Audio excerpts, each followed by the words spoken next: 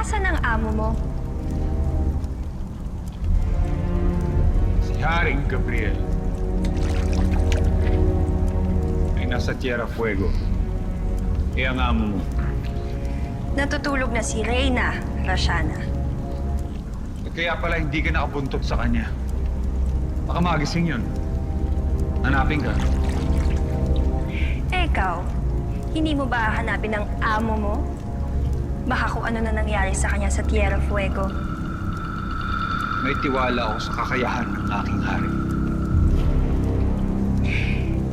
May tiwala ka din ba sa katapatan niya?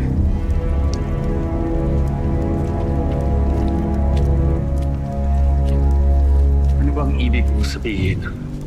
Hindi kaya may ibang sadya si Haring Gabriel sa Tierra Fuego? Bukod kay Almiro?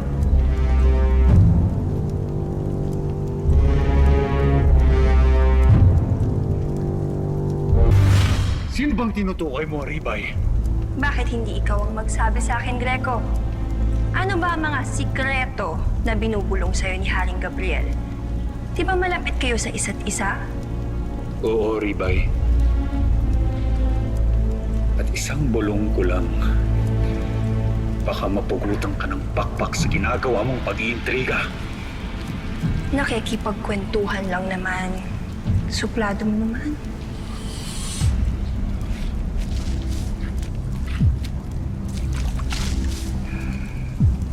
Ang hirap talagang panatilihing maganda ang ating balahibo kapag ganitong nalalapit na ang panahon ng taglugon. Dapat narito na si Haring Gabriel bago pa sumapit ang paglulugon ni Wak at Tak. Mahirap na kapag wala siya dito at tumubo na ang tunay na kulay ng kanilang balahibo.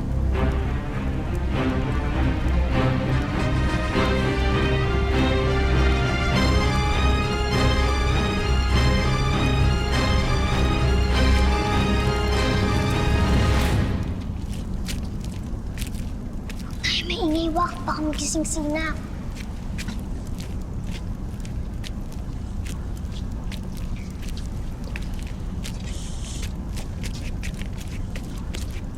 Lagot ako pag nakita na tayo.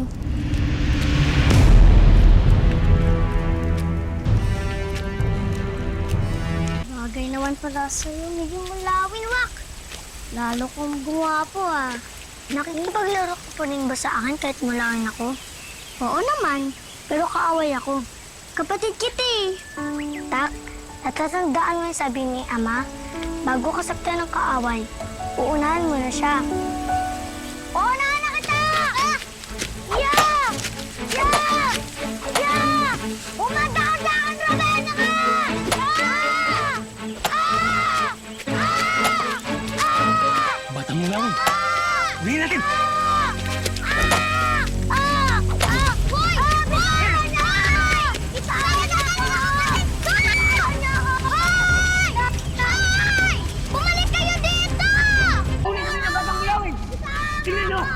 Batang mulawin! Isama ako! Tingnan nyo! Batang mulawin!